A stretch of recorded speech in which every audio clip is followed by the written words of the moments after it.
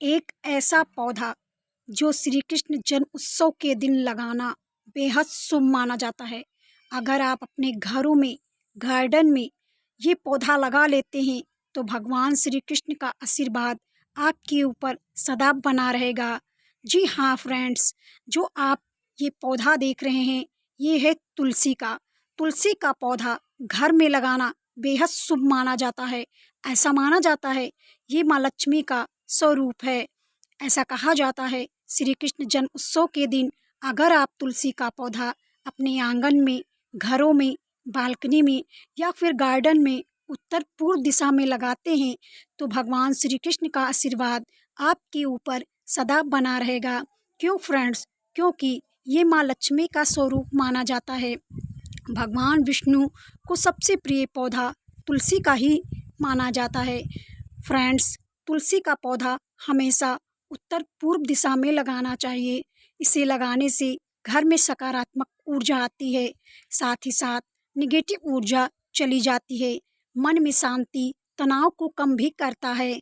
ऐसे में अगर हम श्री कृष्ण जन्म उत्सव के दिन ये पौधा अपने घरों में लगाते हैं तो हमें भगवान का आशीर्वाद बना रहता है।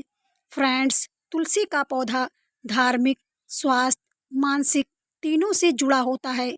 तो ऐसे में तुलसी के कई बेनिफिट होते हैं।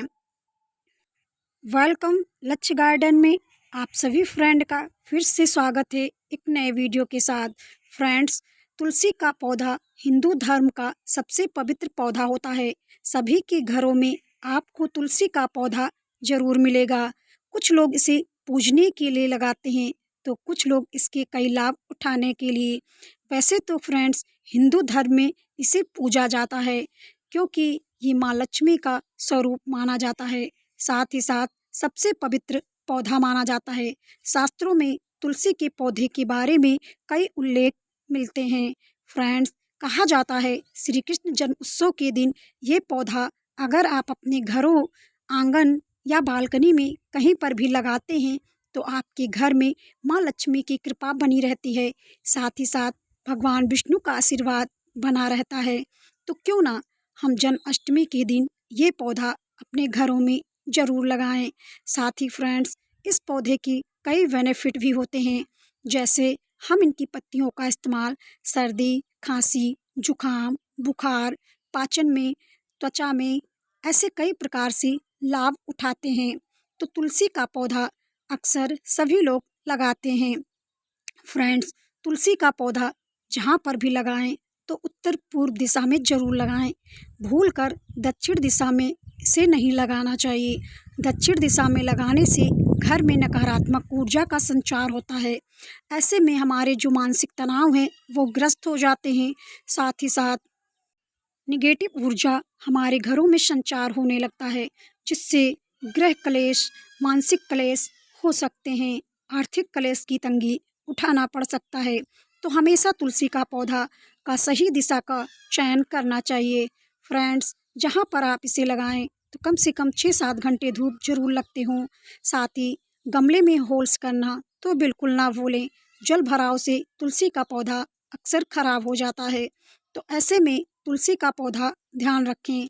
अगर आप इन्हें घना करना चाहते हैं तो कुछ बातों का ध्यान रखना बहुत ज़रूरी है, क्योंकि अगर पौधे में नाइट्रोजन की कमी हो जाएगी तो पत्तियां ऐसे में घनी नहीं हो पाती। तो इस फर्टिलाइज़र का ध्यान रखें। तो फ्रेंड्स, श्री कृष्ण जन्म उत्सव के दिन ये पौधा आप अपने गार्डन, घर, बालकनी कहीं पर भी लगा सकते हैं और सबसे पवित्र पौधा होता है। फ्रेंड्स, दूसरा जो पौधा होता है कदम्बन का, अक्सर आप देखे होंगे कदम्बन भगवान श्री कृष्ण को बहुत प्रिय होते हैं। अक्सर आप कदम्बन के पेड़ के नीचे भगवान श्री कृष्ण को बांसुरी बजाते हुए जरूर देखा होगा। तो ऐसे में दूसरा पौधा कदम्बन का आप अपने गार्डन में श्री कृष्ण जन्म उत्सव के दिन लगा सकते हैं। तुलसी की पत्तियां भगवान श्री कृष्ण के भोग में जरूर शामिल करना चाहिए, यानी कि प्रसाद में आप शामिल जरूर करें। चरणामृत या पंचामृत में भी शामिल किया जाता है, क्योंकि इसे शामिल करने से जितने भोग होते हैं, प्रसाद होते हैं, वो पवित्र हो जाते हैं।